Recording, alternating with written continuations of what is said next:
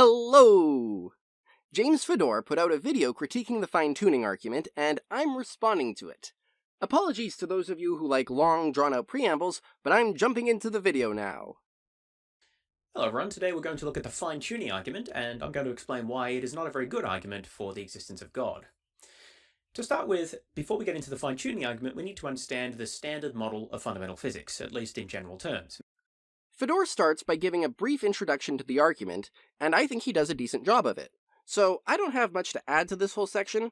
If you are already rather familiar with the argument, feel free to jump ahead to the objections. This diagram here explains the general outline. We don't need all the details here. The important point to understand is that standard model consists of a number of particles, such as quarks, neutrinos, and electrons, summarized in the middle here, as well as the different fields of force that mediate the interactions between them, such as gluons, W bosons, and the photon. Now, in addition to these particles and the forces that mediate between them, the standard model also consists of a number of equations that describe their interactions with each other. And in order for these equations to be accurately predictive of phenomena in the real world, they need to have a number of constants inserted into them. And these constants have empirically determined values that need to be measured. We don't know what these values will be until we actually conduct the measurement. This table here summarizes 26 of these fundamental constants, most of which describe the masses of different particles as well as the strength of certain interactions. And there are also 5 constants that relate to cosmological properties that are outside the standard model included at the bottom. And these are taken from a paper which discusses fine-tuning in a physical context. The important point is that, as I've mentioned, we don't really know what the values of any of these constants will be until we actually measure them. And so the values could theoretically be anything, at least across a very wide range. And this fact has led to investigations as to what range of parameters would allow the development and emergence of life in our universe. And when we talk about life, as we'll see later, typically the focus is on life in a stable solar system on a rocky planet with sufficient conditions for the development of complex chemistry, particularly carbon-based chemistry. We'll talk more about that in a moment, but that's typically what physicists are looking for. And what they do is they construct these diagrams. I've shown 2 here for illustration. Now, don't worry too much about the details of these. Each of them describes the range of parameters across which it would be possible for the existence of life to emerge. In particular, the left-hand diagram relates to star formation, and the right-hand diagram relates to the potential masses of different fundamental particles and which of them would allow the existence of life. The important point is that most combinations of parameters would not allow the existence of life, at least life as we know it. Only these fairly small regions at the center here would permit the existence of life. And it's important to also note that these graphs are logarithmic, so in fact the relative proportion of the area shown here is tiny compared to the area of the rest of the diagram. And this observation of physicists that apparently the number of ways that the constants could be is vastly more than the number of ways that they could be that permit the existence of life has led to the development of what we call the fine-tuning argument. So the fine-tuning argument goes something like this. The probability of these combinations of life-allowing values of the constants, conditional on naturalism, and by naturalism here we just mean the laws of physics operating as we know them and nothing sort of outside of that. The probability of life-permitting values of the constants given naturalism is very low. Conversely, the probability of life-permitting values of the constants given theism, and here by theism I just mean the existence of an omnipotent and omnibenevolent God. We'll talk more about the details in a moment. So the probability of life-permitting constants given theism is not very low. Proponents of this argument don't necessarily say that it has to be high under theism, just that it's much, much higher than it is under naturalism, and that's why here I say not very low. This is true, and I'm going to be referencing this point later, so keep it in mind. Now, taken together, these 2 propositions lead to the conclusion that the probability of life-permitting constants given theism is much, much bigger than the probability of life-permitting constants under naturalism. And hence, this observation here, the observation that the constants are life-permitting, is strong evidence for theism over naturalism. Once again, I think that was a decent explanation of the standard fine-tuning argument. Let's get into objections now.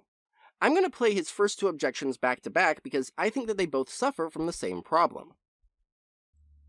So I think there are a number of problems with this argument, and I'm going to go through them one at a time. First, let's talk about problems with the first premise, that the probability of life-permitting constants given naturalism is very low. The first problem I identify with this premise is what I call the fixation on constants, the physical constants of the theory.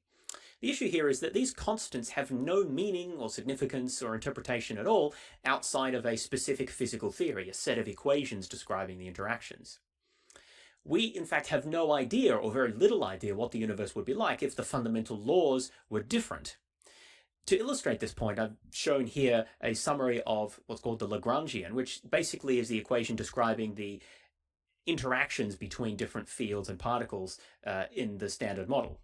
And this form here illustrates the relationship between the matter fields, like electrons, energy fields, like the photon, and the Higgs field, which gives mass to the electron and other particles. The important point here is that it's the precise form of these equations which dictates the physical content of the theory, and only in the context of these specific equations do the physical constants, the values of the constants, have any meaning. If you put the constants in any other context, or for that matter change the equations, then the physical constants don't really have the same meaning anymore, or can't really be interpreted. And because of this, in my view, it's quite silly to focus only on the constants, because the constants go together with the equation to define the physical content of the theory. It's really artificial to separate them, and indeed the only reason why they are typically separated in the fine-tuning argument is because it's much easier to make predictions about what would happen if you only consider different values of the constants compared to if you try to think about different physical theories, of which there's a huge number, and it's very hard to even think about what the different possibilities are. To illustrate the point I'm making here, imagine that we have a bunch of data that we've collected, which are the dots here, and then we fit a few different curves through that data with slightly different functional forms, as you can see with the equations here. Now, we could fit those curves and then estimate the values of the coefficients in those curves. And then we could imagine what would happen if we varied those coefficients, if we shifted up the c value of the y-axis intercept, for example, while keeping the equation, the form of the equation, the same. But the problem with doing that is that it doesn't really make any sense to keep the equation the same but then change the coefficients. The coefficients don't have any meaning outside of fitting that particular functional form to that particular set of data. In other words, if you're going to change the coefficients, you also need to consider changing the form of the equation that the coefficients describe. The two go together in describing the data, just like the constants and the equations in the Standard Model go together in describing the physical universe, and they can't meaningfully be separated. I mean, we can kind of conceptually separate them, but in terms of whether imagining some of them being different while keeping the others the same really tells us much about the ways that the universe could be, I think is really quite suspicious. They go together, and I don't think separating like this really makes any sense. And indeed, proponent of the fine-tuning argument, Luke Barnes, has made a similar point to this when talking about the fact that the equations of the universe, of the Standard Model, could well be different, at least as far as we know, right? He says, quote, "The principle of least action is not a necessary truth. The Lagrangian formalism itself is not forced upon us a priori. There are plenty of other mathematical structures and systems lurking in the set of all possible worlds," end quote. And, you know, if this is true, if we should consider the different possible equations and relationships alongside the variation of constants, then I think that the fine-tuning argument is in quite a lot of trouble, because the fine-tuning argument doesn't say anything about what would happen if we changed the equations, only the constants. Okay, let's look at the second problem with the first premise, that the probability of finding life-permitting constants under naturalism is very low. And this is what I call the argument from ignorance, or in other words, the whole argument is an argument from ignorance. So physicists have found that life as we know it, organic life living on rocky worlds or surrounding fairly old main-type stars, would probably be impossible if the constants were a little bit different, even slightly different, relative to the range of possibilities. They infer from this that any type of embodied life would also be impossible, or likely impossible, if the constants were even a little bit different. But the problem with this is that it is a blatant appeal to ignorance. We don't actually know what conditions life could exist in. We're making a blind assumption that, well, we don't know how life could exist if the constants were different. We know that our types of life couldn't exist, but therefore we'll just sort of assume that no type of life could exist. If you look at these sorts of articles and presentations of this, there's typically all sorts of assumptions made, even if they don't explicitly assume carbon-based life. there's still assumptions, for example, that life would require billions of years to develop, or that life requires bound states of fundamental particles like atoms.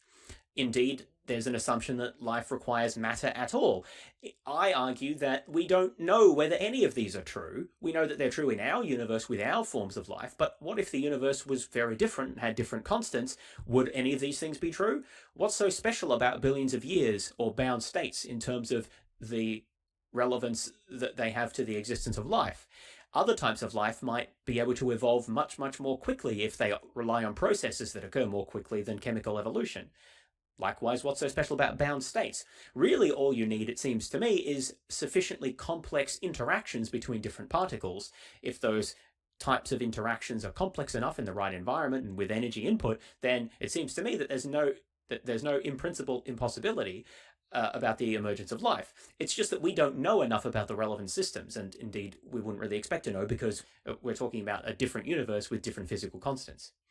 Just to give an illustration to demonstrate what I'm talking about, one example of how little we know about the relevant factors here is if we look at the actual content of the universe, the energy content of the universe as far as we know it.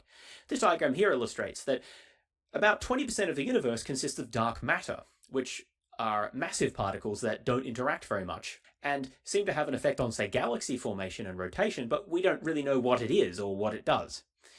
Even worse is dark energy, which forms over 70% of the energy content of the universe and appears to be involved in accelerating the expansion of the universe over time. But once again, we don't really have a clue what this dark energy is or how it relates to the rest of the matter and energy that we know about in the Standard Model. So in this situation where we only even understand about 5% of the energy content of the universe in terms of what it is or how it interacts, are we really in a position to say what conditions life would need in a different universe with different sets of physical constants, especially when we start considering varying many of those constants at once and not just one or two, as most studies do. The more constants you vary, the more different behavior may emerge that we can't even conceive of now or understand the consequences of that behavior. And another good illustration of this, relating to what I was saying about predicting the consequences of different constants, is the Hartree-Fock-Ruthan-Hall equations that I'm showing on the side here at the bottom. Now, forgive me for showing yet more complex equations. The point of these is that these are the equations that are used to predict the structure and properties of multi-electron atoms and also usually fairly small molecules. What's interesting is that even the smallest atom, or second smallest atom after hydrogen, helium with 2 electrons, is computationally infeasible to determine its properties and structure without complex computational methods and the equations that I show here. The point I'm making here is that if you just had the equations of the Standard Model and the constants, you still wouldn't be able to predict the different forms of chemistry that would emerge without doing considerably extra computational work and involving quite a lot of approximations and many decades of development. And that's when we're starting from a point of already knowing a lot about chemistry. The idea that physicists can just look at the forms of their equations and then make some simulations or predictions based on very basic processes that exist in our universe and then somehow know what all of the consequences would be in a different universe with different constants is really quite laughable to me. I don't believe that physicists have this ability or have demonstrated that they know how to do this. And the fact that we can't even predict the structure and properties of very basic chemical elements using the tools of fundamental physics, you need additional tools from computational chemistry in there as well, illustrates to me that we don't in fact know very much about what conditions life could exist in a different universe. The problem with these objections is that even if life would not require fine-tuning in different contexts, like if we varied the laws or considered different forms of life, that's irrelevant because we know what laws we do have and we know what forms of life we actually are. Here's a thought experiment to illustrate the point. This is a modification of an analogy I got from Matthew Adelstein. Alex and Bob are exploring a town and they come across an interesting looking building. Alex says, "Hey, let's see what's inside." They walk up to the nearest door, and unfortunately it requires a specific 4-digit code to open. But Bob then proceeds to type in a 4-digit code, and the door opens. Alex says, "Hey, how did you know the code to that door?" Bob replies, "Oh, I didn't, I just chose 4 digits at random." Naturally, Alex is suspicious. He insists Bob must have known the combination somehow. For if he were to have no prior knowledge and was just guessing at random, the chances of them entering the building so easily is 1 in 10,000. But Bob objects to this claim. He says, well, hang on a minute. We haven't explored any of the other entrances to this building. Maybe there are other doors that we aren't aware of. Maybe there are doors that require only a 1-digit code. Maybe there are doors that are completely unlocked. For all we know, this building has a huge garage door that's sitting wide open. We haven't explored this building, so we can't say the probability of being able to enter it with no prior knowledge is 1 in 10,000. We actually have no idea what that probability is.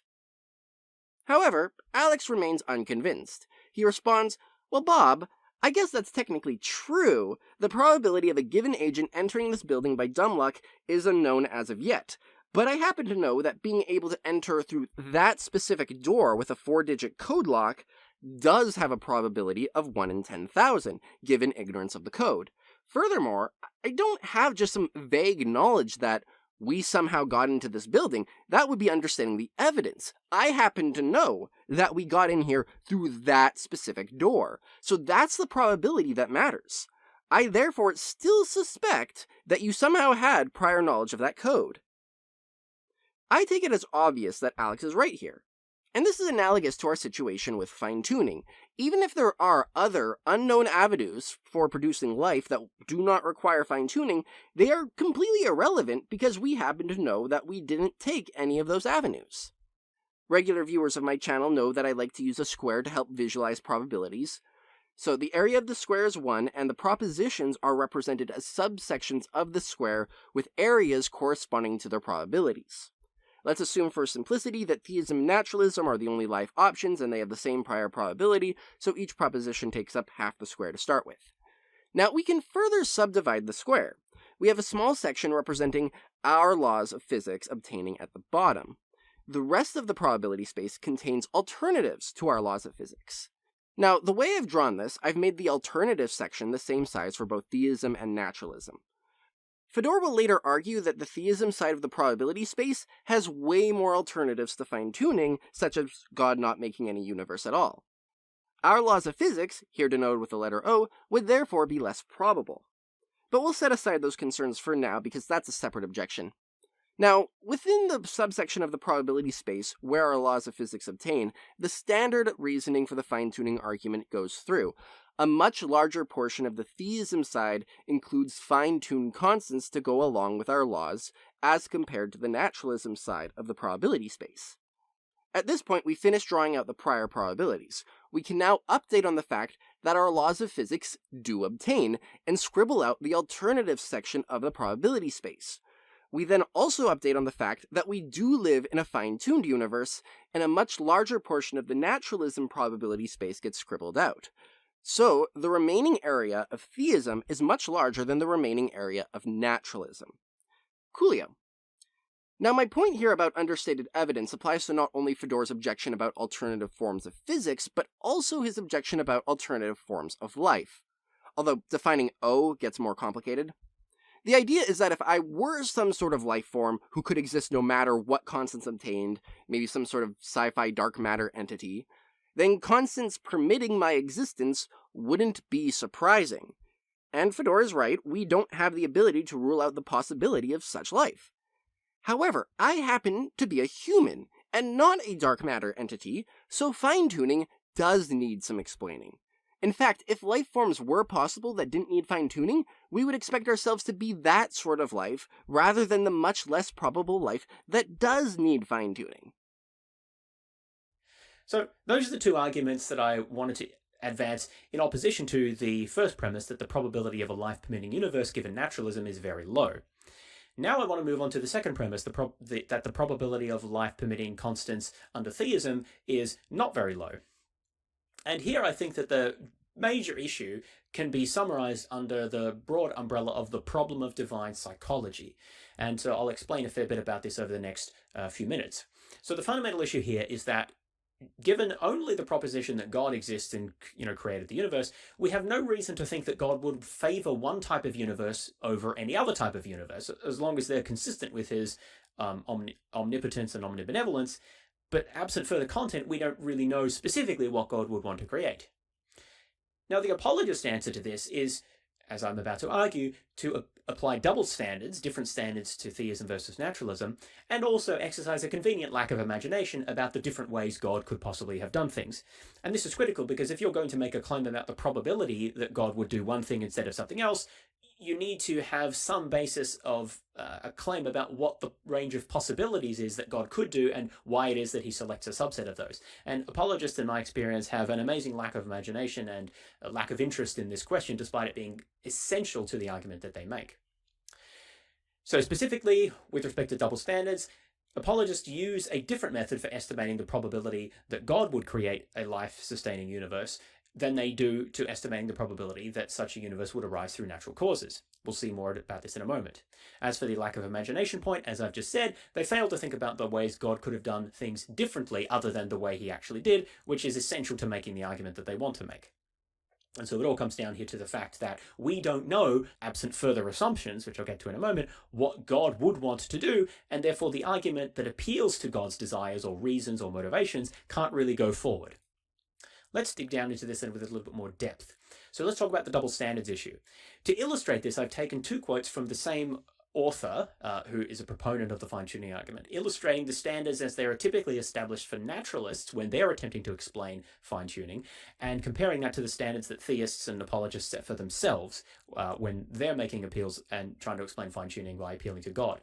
So the quote here relating to naturalism refers to the multiverse hypothesis, which I'm not going to talk about too much, but essentially is the idea that we can explain by how the universe permits the existence of complex life through natural forces by appealing to a multiverse of many, many universes, each of which has slightly different values of the constants. We find ourselves living in one of those rare universes that has the set of constants necessary for life.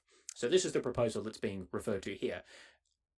Quote, for a multiverse proposal to make predictions, it must be able to calculate and justify a measure over the set of universes it creates. The predictions of the inflationary multiverse are very sensitive to this measure, and thus, in the absence of such a measure, we cannot conclude that it survives the test of the principle of mediocrity. End quote. So what's being said here is that in order for naturalists to appeal to a multiverse, in order to explain anything about, why we see the universes that we do, we need to have a particular measure, which is a way of defining the probabilities of different types of universes or the properties of the multiverse. And absent this measure, then we can't really say anything about what the probability of different universes would be under a multiverse because we don't have any way of assigning probabilities to those different universes. I think I would actually disagree with Luke Barnes, the cited author, on this point. And since I wouldn't endorse the standard that he sets for naturalists, I'm not subject to Fodor's criticism of double standards.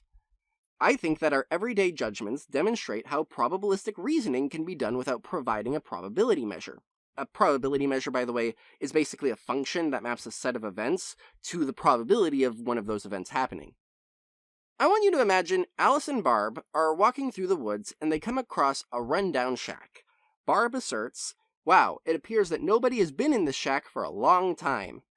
But Alice notices a kettle in the corner and examines it. "Actually, someone's been here rather recently. This kettle here is still hot." Barb asks, "How hot?" Alice answers, "Somewhere between 70 and 100 degrees Celsius, I guess. Near boiling." Barb follows up, "Well, can you derive from your theory a probability measure over temperatures so that we could ascertain the probability that someone was indeed here?" Now, Alice can't do this, but I take it as obvious that her conclusion is still reasonable despite this. So I don't think that it's problematic for a theory when it can't provide a probability measure. So that's the standards that are set for naturalism. Now let's compare what the same author has to say about the standards for theism. Quote, a moral universe needs moral agents, that is creatures with free will, who can recognize and appreciate good things, do good actions, interact with, influence and be responsible for each other, investigate their surroundings, and learn the goodness of beauty, love, knowledge, and truth. A universe capable of producing and sustaining such creatures is a universe with moral worth, one that God might create. End quote. Now observe here that this is a justification for why God might create a universe with life in it, or a universe suitable for the existence of life, and it consists of, in my opinion, very vague, hand-wavy statements about platitudes like beauty and love and taking responsibility and things like that, which we'll look at a bit more in a moment. But the point is that gone is any idea that we have to provide a rigorous predictions or probability measures over these different possible universes, or say anything very specific about what God wants. We can just sort of make vague gestures to generic type statements about things that maybe God would want to do. And to me, this is a blatant double standard. If the naturalist has to provide specific predictions and probability measures over the different possible universes that they are appealing to when they talk about a multiverse, surely the theist should be held to the same standard, and they should have to provide specific predictions and probability measures over the different range of possible universes or features of a universe that God would want to create. And of course, but theists and apologists never do this. They only make these sorts of vague general statements. And when naturalists attempt to make vague general statements in response, they're told that they're just speculating, or their theories are not scientifically testable. Well, I think that this is a blatant double standard and a major problem for theistic defenses of the fine-tuning argument. So, I've already explained why I think that specific probability measures aren't necessary. So what about vague general statements? Are those problematic? Let's go back to Alice and Barb for a second. Barb asks, why would someone want to boil water in this kettle? Alice says, maybe it's for eating or drinking or something. Now that is a perfectly good answer. It would be odd if Barb complained, all you're doing is giving vague hand-wavy gestures at possible motivations. Alice could give a specific explanation like, someone boiled water so that they could drink some tea. Or she could even be more specific if she wanted. Someone boiled water so that they could drink some Earl Grey tea with 2 sugars and 2 cream. But these are worse explanations. So what's going on here? Well, a general psychological explanation essentially functions as a big umbrella, covering lots of possible specific psychological explanations. Alice's original answer would include boiling water for tea, coffee, making instant noodles, and countless other possibilities. This big umbrella is going to necessarily be more probable than any specific explanation, so she should just stick with the umbrella. Now, theistic explanations of fine-tuning work the same way here.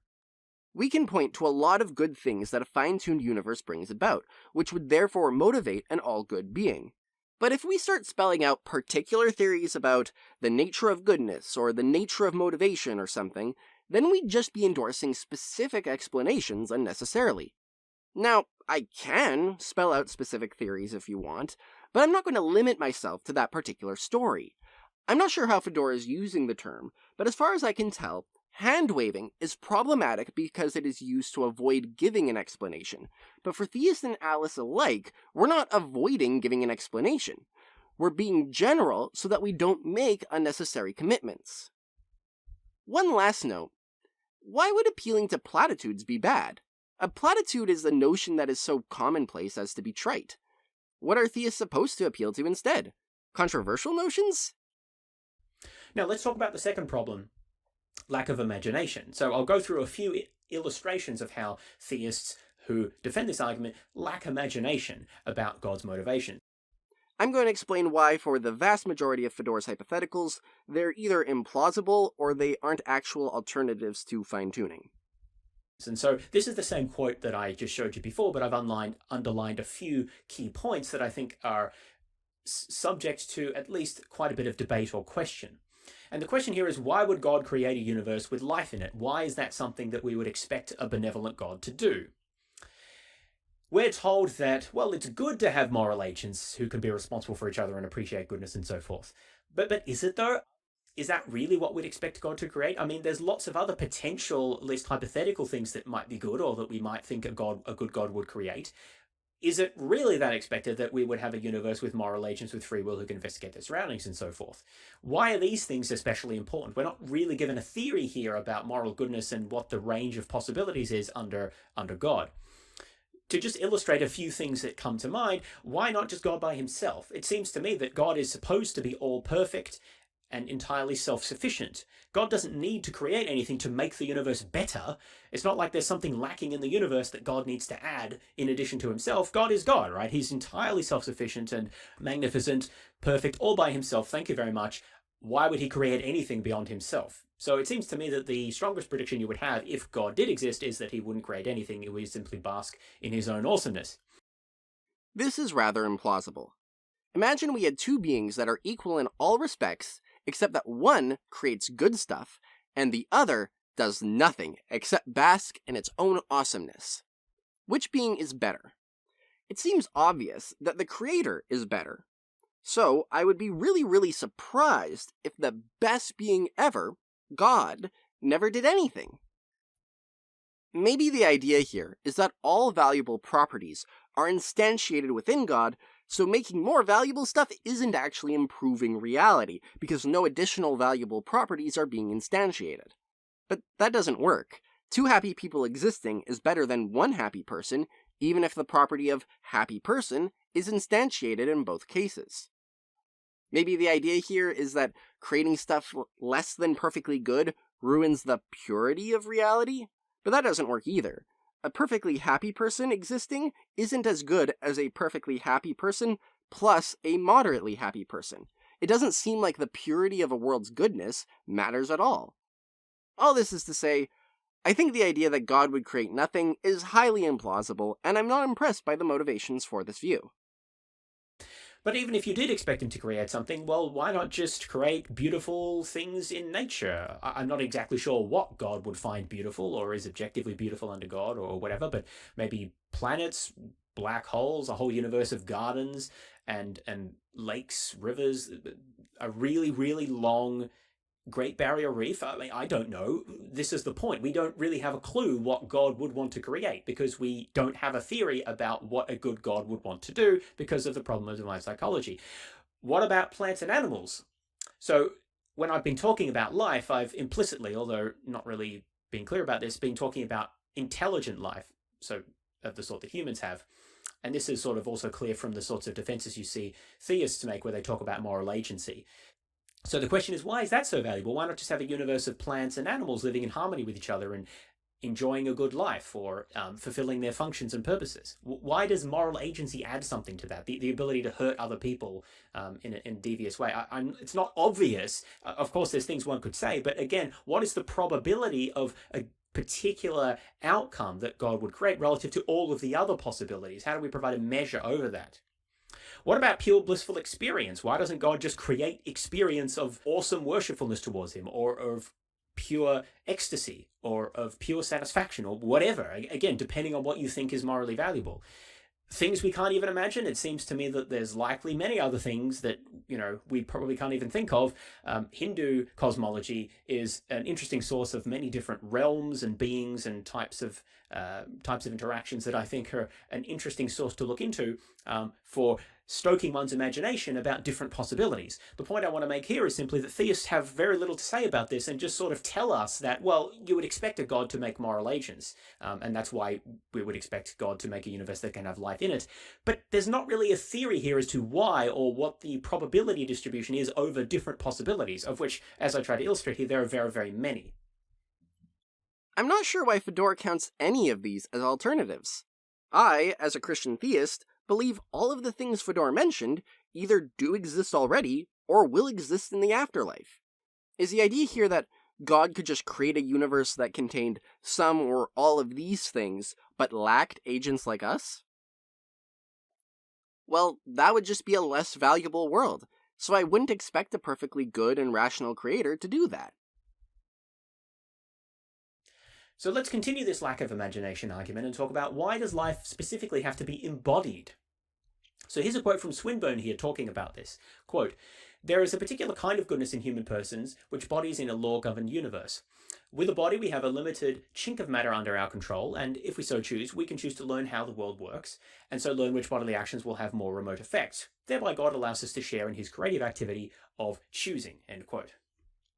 So once again, what we see is these sorts of vague gestures to some maybe psychologically plausible kind of intuitive reasons as to why perhaps we might think God would create an embodied universe. So, we can learn how the world works because there's actions and reactions in the physical universe, and we can share in his creative activity. But really this is just hand waving. Like, why is it good for us to share in God's creative activity? Doesn't he have that all kind of down by himself? And why does he want us to participate in that?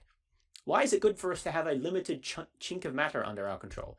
I actually think that might be a typo. I think it's chunk of matter. But anyway, either way, why is it that important? couldn't we have interaction between persons in a simulation, like a simulated world, which would not mean that we were embodied? Again, I've already addressed the charge of hand-waviness. Now, with regards to God simulating the physical world, I tend to think about this as more of a theory about what the physical world actually is, as opposed to an alternative to the physical world. At any rate, though, a simulation is empirically identical to a non-simulated universe, so it doesn't count as an alternative in the context of updating on the empirical data of the physical constants. What about telepathy, direct mind-to-mind communication? You can still have relationships there. What about disembodied agents, such as angels are supposed to be, or for that matter, God himself? I mean, God doesn't have a body, so why is it so important that he creates intelligences that have bodies? There's an obvious, I think, incongruence there. I think that here, Fodor has successfully identified an alternative to fine-tuning. I agree that God could have made disembodied agents which would, by necessity, engage in direct mind-to-mind communication, so telepathy, instead of a law-governed public forum through which multiple minds can interact. Now, I think there are some things that could be said in favor of the latter option, but I'm willing to grant the general point. A world of disembodied minds is not inconsistent with theism. However, remember that caveat Fodor made earlier. Theism doesn't need to predict fine-tuning strongly. The argument just states that the probability of fine-tuning is not as low given theism as given naturalism. If the prior probability of fine-tuning given theism gets cut in half from, say, 20% to 10%, but it remains 1 in a gazillion given naturalism, then the argument still goes through. So the existence of a couple alternatives to fine-tuning doesn't jeopardize the argument. Fodor has to show that there are so many alternatives to fine-tuning that the probability of a fine-tuned universe given theism would be just as low as given naturalism. I could therefore grant the validity of a couple alternatives, perhaps even Fodor's entire list, and the fine-tuning argument would still be successful. There's a very interesting paper called Electrons in Love, which talks about how God could create electrons or some other very simple physical particles or entities which nevertheless had sophisticated minds. After all, he's God. There's no logical contradiction there, so that would be possible for God. And so then why would we expect that God would need a universe with constants that allow for the existence of very complex biomolecular machines in order to have embodied life? It seems that God could get embodied life without any of those things, so why bother? What's the point? Why would you expect that? I think that the electrons in love objection actually presents another alternative to fine-tuning, but only at a great cost to naturalists. See, there's another argument for God's existence called the psychophysical harmony argument, which I really like, and I think it's very strong. And without getting too deep into the weeds, both the electrons in love objection and the psychophysical harmony argument are built on the same foundation, namely positing that theism makes certain predictions about epistemically possible psychophysical laws. I think if you're a naturalist, the psychophysical harmony argument is already difficult to block, but it becomes plainly impossible to block if you accept the electrons in love objection to the fine-tuning argument. All that being said, I think that the theist could also appeal to stuff like the aesthetic value of our sort of biomechanical life as conferring more value than mere electrons in love. I mean, biology is cool, right? It has some sort of beauty, so why not make biology? And once again, we have to consider things we can't even imagine or we haven't thought of yet.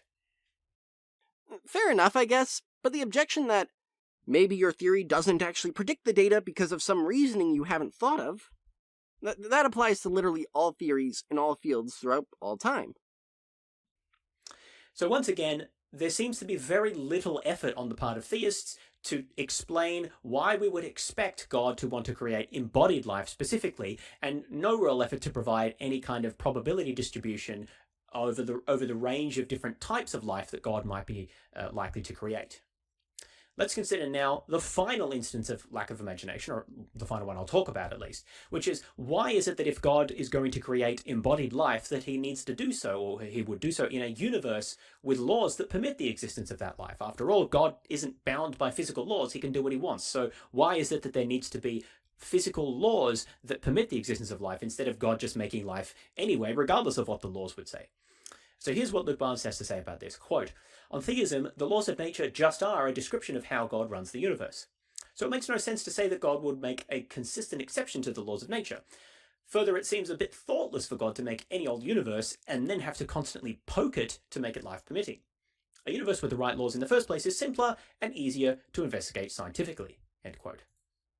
We see here a common thread that there's sort of these vague references to things that maybe sound sort of intuitively plausible in the face of it, but if you think about them, don't really explain anything or don't really give us any detail about why this is what God would expect. So for a start, it would seem that this paragraph here is stating that God isn't in the business of doing miracles because he just sets up the universe in a certain way and then lets it run without poking it, so to speak. And this seems inconsistent with at least what many proponents of the fine-tuning argument would otherwise want to say, so that is, I think, an open issue there.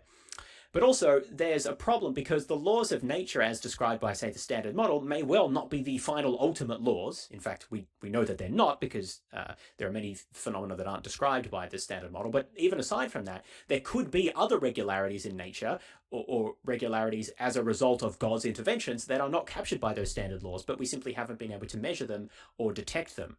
Indeed, this seems necessary. If God does interact with the universe, then those fundamental laws won't always be the true, so to speak, descriptions of the way nature works. There may be more fundamental, more ultimate laws that we just don't know about or aren't described by that type of physics. So just saying, well, the laws are a description of how God runs the universe, and so it wouldn't make sense for God to have consistent exceptions. That's just not true. It's perfectly possible for God to create a universe in which life exists, and yet life does not exist in virtue of the fundamental laws of that universe. It simply exists anyway in virtue of other more ultimate laws which aren't described at the level of fundamental physics. So this, I think, would be potentially an example of what's sometimes called strong emergence, or it could just be a miracle. Maybe they're the same thing, I'm not sure. But the point is, it's just wrong to say that, well, laws of nature are just descriptions of how things work, and so he couldn't make consistent exceptions. Of course he could, because the laws of nature as described by fundamental particle physics aren't necessarily everything about a full description of everything that happens in the universe. Another problem here is that God is already and has always been understood to be the sustainer of the cosmos. The idea that it's a problem if he has to sort of poke the universe to make it life-permitting is bizarre, because theists have always said that God sustains the universe. I suppose poke is supposed to sound worse than sustain, but to me they are basically the same thing. God is supposed to be the sustainer and kind of regenerator, maintainer of the universe. So if he wants to maintain it in a miraculous state of permitting the existence of complex life, despite the fundamental laws of physics not permitting that in that universe, then that's God's prerogative. What basis do we have to say that that's less likely than any other alternative? Okay, so we have a hypothetical world where instead of one set of laws of physics, why couldn't God create two sets of laws? One for life and one for everything else? I myself would point to the aesthetic value, the elegance of a world which is governed only by one set of laws, as well as the fact that scientific discoverability is going to straightforwardly be improved by a universe entirely governed by one set of laws. Now, these values aren't particularly intense, but they are still better, so we would expect a perfectly rational agent to create our sort of universe rather than a disjointed multi-law world. It is therefore unsurprising, given theism, that our universe only obeys one set of laws. Now, in the quoted passage, Luke Barnes additionally says that a two-law universe is actually incoherent in some way, and that's what Fodor spends his time addressing. As far as I can tell, the success of this objection depends in part on your answer to the question of, what is a law? Which is not a branch of philosophy that I have particularly strong opinions about, so I'm not going to endorse Luke Barnes' argument here. That being said, I do have some things to say about Fodor's responses, which I'll address quickly. 1. Luke Barnes wasn't saying that all miracles would just count as part of our physical laws. The idea here is that miracles occurring consistently could qualify as laws in virtue of their regularity. 2. I'm not really sure what Fodor is getting at with this point about emergence. If the idea is just that different behaviors could emerge from more fundamental laws for living and non-living things, well, doesn't the actual world fall into that category? Living things do behave differently at a macroscopic scale. I'm confused about this point. 3. Sustaining the universe is just ensuring that it exists. Poking the universe would be instead influencing the way it unfolds. These are conceptually distinct. An analogy would be the difference between powering a computer as opposed to influencing the way a particular program runs. Now, pretty soon here, we'll get into a discussion about divine psychology, but before moving on to the next section, I want to draw attention to the problem of nomological fine-tuning. See, the reason why Fodor is bringing up these alternatives to a fine-tuned universe is that they crowd out, so to speak, the prior probability of fine-tuning on the theism side of the probability space. However, the naturalism side of the probability space is going to be plagued by a similar problem. Naturalism predicts physical laws much simpler than our own, which further reduces the probability of fine-tuning given naturalism. Firstly, I want to note how important simplicity is when establishing the prior probability of competing laws of physics. For example, what if instead of positing that the gravitational constant was 6.67 times 10 to the negative 11th in SI units, I gave a different theory? The gravitational constant is 6.67 times 10 to the negative 11th prior to next Tuesday, but changes to 0 after next Tuesday. Now, this latter theory is super improbable.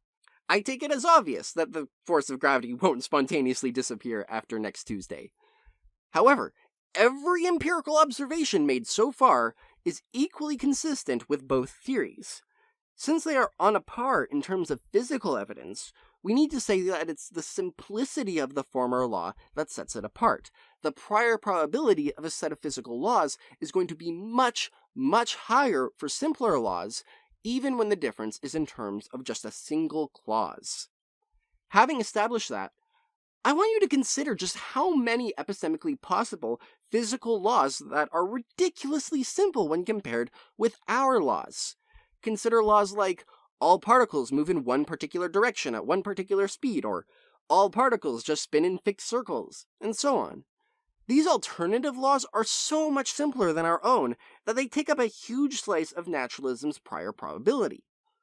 But the thing is, the simplest laws are too boring for any complex interactions, rendering life impossible. However, the theism side of the probability space isn't affected by this consideration.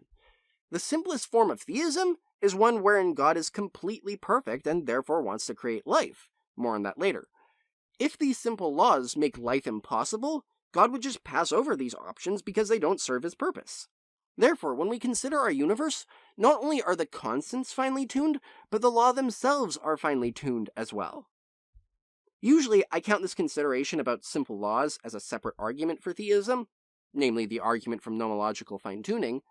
However, since Fodor wants to consider possible alternate laws when discussing fine-tuning, I think that it makes sense contextually to raise this problem for naturalists. Anyways, on to divine psychology. So, in conclusion, we see that proponents of the fine-tuning argument exercise a consistent lack of imagination and double standards with respect to defending their key premise that it's relatively more likely that God would create a fine-tuned universe than that we would observe a fine-tuned universe under naturalistic laws by themselves.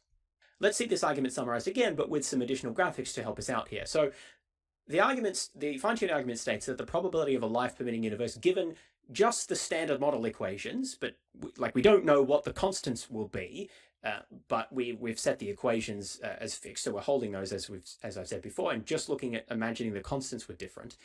So the idea is the probability of a life-permitting universe under that circumstance is low, because on the top we have a dot representing the range of possible life-permitting universes, and then on the denominator here we have 5 dots representing the much larger number of possible combinations of constants. So the life-permitting combinations being much smaller than the range of possible constants, at least as far as we know the constants could be any of those values. And so overall, the probability of a life-permitting universe under an assumption of only the standard model equations is low. But the probability of a life-permitting set of constants under theism, so the argument goes, is much higher. Because, as you see, the denominator here is smaller, and the reason it's smaller is because the range of possible sets of constants that you would expect under theism is much smaller, because we, so the argument goes, have ruled out many sets of constants that God just wouldn't want to create. God would only want to create sets of constants that are life-permitting, and so the overall range of those is much, much smaller. Therefore, if we take the ratio of what are called the likelihoods here, the likelihood ratio of the probability of a life-permitting universe under theism, divided by the probability of a life-permitting universe given just the standard model equations, we see that the number of ways the universe could be under naturalism is much bigger than the number of ways the constants could be under theism, thereby providing strong evidence in favor of theism, that the probability of a life-permitting universe under theism is much higher than it is under naturalism, or just the standard model equations. So that's how the argument is supposed to go. However, the key problem here, and what I've been articulating throughout this video, is that likelihood ratios are easy to inflate if you pack all of the assumptions that you need to into your prior. So the point of that is we need to consider the assumptions we're making about God's nature or desires and how they influence the prior probability of the proposition that God created the universe, or a certain type of God created the universe. So let's see how that works. Let's see how this kind of prior packing works in giving the appearance of a strong argument for the existence of God without in fact actually doing so. To understand this, we're going to use Bayes' theorem and consider what we actually care about, which is not the likelihood ratio, but in fact the posterior, the probability of theism conditional on a life-permitting set of constants. That's what we actually care about with the fine-tuning argument. It's supposed to be establishing that the probability of theism given a life-permitting set of constants is relatively high. So the probability of theism given life-permitting constants is equal to the probability of life-permitting constants conditional on theism, that's our likelihood term, times our prior probability of theism. Technically there's a normalizing constant in there, but we're just going to forget about that. For those interested, the right-hand side of the equation is supposed to be divided by the prior probability of fine-tuning. But I guess Fodor omitted that term because it gets cancelled out when we divide the posterior probability of theism by the posterior probability of naturalism. Now, let's start making some more assumptions in order to get this likelihood nice and high. So let's first assume that a benevolent God exists. So under this fairly small assumption, at least small for the sake of argument, we see that there is still a very low likelihood. The probability of a life-permitting universe given simply the existence of a benevolent God is low. Why? Well, because there's many ways that benevolent God could create the universe, many sets of constants that he might create, because we don't know very much about what a benevolent God might do. That's based on the arguments that I've been making previously. And then we multiply that by our prior. Now, our prior isn't too low in this case. It's because we're not making too many assumptions about the nature of God. We're just assuming that he's all-powerful and all good. So the probability there is not too low. We're not making too strong assumptions. Let's now make some more assumptions, because really what we want to do as the theist is to get this probability higher here. We want this likelihood to be higher, the probability of a life-permitting universe given theism. So let's make some extra assumptions about God and see what we can get away with here. Assume a benevolent God who wants to create life. So we're going to add an extra assumption to our prior about theism. And we notice what happens is that the likelihood goes up here. The reason it goes up is because we've removed some space for some of these terms here in the denominator by cutting out the number of ways that God might want to create the universe, the number of plausible ways that the God we've assumed would be interested in creating the universe, because now we've assumed that the God wants to create life. Before, we didn't make that assumption. So we've cut out a whole bunch of possible universes that God would create if he wasn't interested in creating life. But we've assumed that he does want to create life, and so those can be removed from the possibilities. And so we've reduced the number of possible universes that we have to consider God would have an interest in creating. So this has increased our likelihood. Now, the cost of that is that we've also decreased our prior. You see here that we've now made more assumptions, more specific demands on the nature of God. And so compared to the total range of ways that God could be, we're now considering a smaller slice of that. So the prior has to go down in proportion. Let's take this to the next step and now assume a benevolent God who wants to create embodied life specifically, not just any type of life, but specifically embodied life. And the pattern repeats. So now the probability of a life-permitting universe under theism is now looking quite high, because we've eliminated most of the different possible ways that God might want to create the universe, and so we're only down to a fairly narrow range of possible universes that God will want to create. And so the probability of life-permitting universe given that version of God is now relatively high. So we've got our likelihood up nice and high, just as we wanted. Notice the cost, though, that the prior has gone down even more, and that's because we've made a further assumption about the nature of God. Relative to all the ways God could theoretically be, we've made additional assumptions, and so the prior that we assign to that has to go down in proportion, or at least the prior should do, if we're using a consistent approach, as the theists say we should, with assessing the probability of life-permitting constants under naturalism, as I'll explain in a moment. So the lesson here is that what theists are effectively doing when they use the fine-tuning argument is they're inflating this likelihood here and claiming that that shows that there is strong evidence from the existence of life-permitting constants for theism. But in doing so, they're ignoring the fact that they have to make a whole bunch of assumptions about what God would want and have and desire and so forth. And in doing so, that makes the prior of the type of theism they're talking about very, very low. This is why I say they're stuffing all of the low probability into their prior and claiming victory because now their likelihood is very high. But the issue here is that it doesn't matter whether you move things from the likelihood to your prior. What matters is the posterior probability of the claim that you want to defend, which in this case is theism. And my claim is that the fine-tuning argument barely changes that, if at all, because it's just moving things from the likelihood to the prior by making more and more specific assumptions about the type of God you are claiming must exist. The point here is therefore that just as physicists find that the constants of nature are fine-tuned for the existence of embodied life, or at least our type of embodied life, apologists also have to fine-tune their idea of God so that we expect a God that would want to create embodied life in a universe with laws that permit the existence of that life, and so forth. We can illustrate that with a diagram here. On the left is one of the fine-tuning diagrams that I showed you earlier with two different physical parameters from the standard model, and on the right I'm using the same diagram, obviously for illustrative purposes, to show how if you're being consistent and apply the same standard to assessing the probability of a set of constants and a set of types of ways that God could be, then you should look at it in the same way. Well, there's a range of possibilities about what God might value and a range of possibilities about how God might go about achieving it. In fact, I think there are many other attributes and parameters that we could consider about God as well, not just these two, but this will do for illustrative purposes here. And the point is that only a very narrow range of possibilities about what God would value and how he would achieve it will be suitable for getting the right answer out, getting a God that would be expected to create a universe with embodied life in a way that respects the underlying, constants that give rise to that life.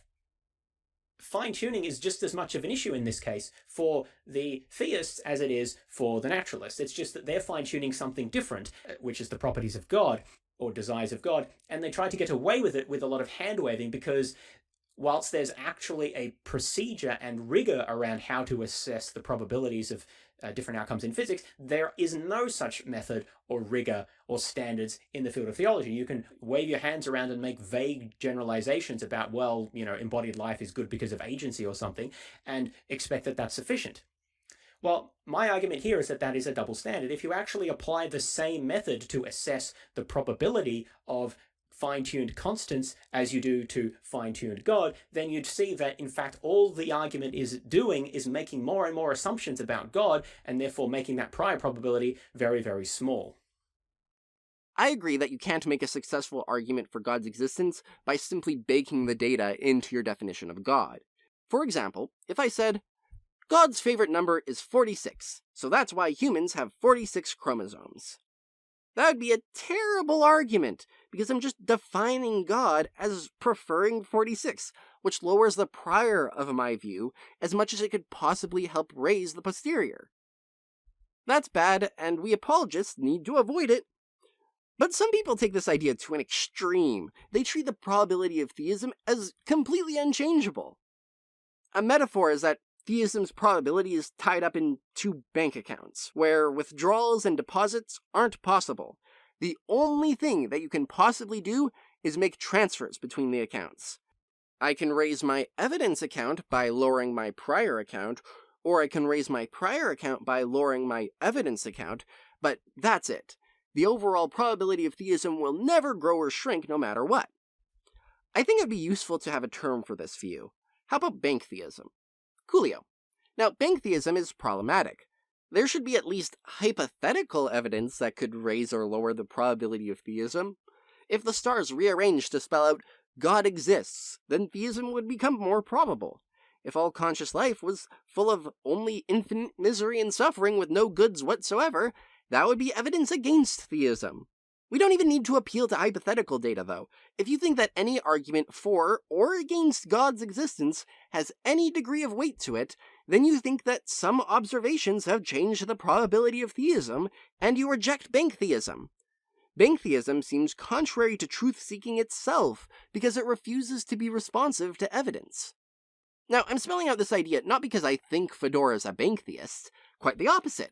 Rather, I suspect that Fodor and I would both agree that bank theism is problematic, and we need some way of avoiding it. we need to provide some account for how the probability of theism could go up or down. And once we do that, I can use that account to explain why fine-tuning does increase the probability of theism, which I guess would be making a deposit in this metaphor. I'm not sure what account Fodor might give of theism's predictive power, but here's mine. We need to start out by defining theism. There exists a being with maximum goodness. This is a very simple definition, but this theory doesn't tell us anything until we get an idea of what counts as good. Is knowledge good, or is ignorance good? Is power good, or is weakness good? And so on. Now, you might be tempted to expand the definition of theism to include the answers to all those questions. There exists a being with maximum goodness, which means, and you fill out the list. But the problem is, including all that in the definition of theism will lower theism's prior probability a bunch, so we can't do that. The definition of theism will just assign the property of maximum goodness to God, and it will leave open the question of what actually counts as good. This means that theism won't say much until we get data about what is and is not good. Luckily, we have intuitions about what qualifies as good. You can call these your axiological intuitions. These axiological intuitions fill out theism and tell us what God is like and what sort of world he would create. I think this is quite an elegant account of theism's predictive power. See, I don't have any sort of intuition that God's favorite number is 46, so theism doesn't make any sort of prediction in that regard. However, it does seem that life is good, so theism does predict that God would be predisposed to create life. Another point? I obviously don't think that the problem of evil disproves theism, but it is quite challenging. Well, this account of theism's predictive power explains the weight of the problem of evil. Whether I like it or not, suffering seems bad, so it's puzzling why suffering exists, and I as a theist am forced to provide theodicies. What I'm getting at is that this account of theism's predictive power doesn't stack the deck, so to speak. I'm not saying everything is automatically evidence for God. Rather, I can instead appeal to commonplace notions about goodness, one might even say platitudes, in order to fill out theism's predictions without lowering its prior. And that's how I motivate the divine psychology necessary for the fine-tuning argument. So let's summarize what I've talked about in this video. The fine-tuning argument states that the constants of nature are life-permitting, and that this fact is strong evidence for theism relative to naturalism, because it's expected under theism but not under naturalism. The first problem with this argument, as I've talked about, is that it involves fixating on the constants and ignoring the laws, equations of motion, and so forth in the standard model, and this is entirely arbitrary and unjustified. The second problem is that the argument involves a massive appeal to ignorance because we don't actually know what the conditions are for the existence of complex embodied life, and physicists are making massive extrapolations and leaps of logic when they assume that there can't be any other types of life that don't involve conditions similar to those we have in our universe. The third and biggest problem with the fine-tuning argument is that it assumes that we know what type of universe God would be likely to create.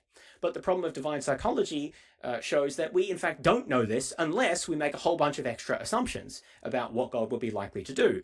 And theists do that, but use double standards and lack of imagination to obfuscate the issue. They pretend that, well, there's not that many ways God could do it, and just sort of wave their hands around, and they don't actually engage in the same standards of assessing how probable different outcomes are, and don't actually assess the probability of different types of God in the same way that they do assess the probability of different values of physical constants. So there's a double standard in that, and there's a lack of imagination in actually thinking about the vast number of ways that God could have created the universe, or could have reason to create the universe, depending on what we assume about the nature of God.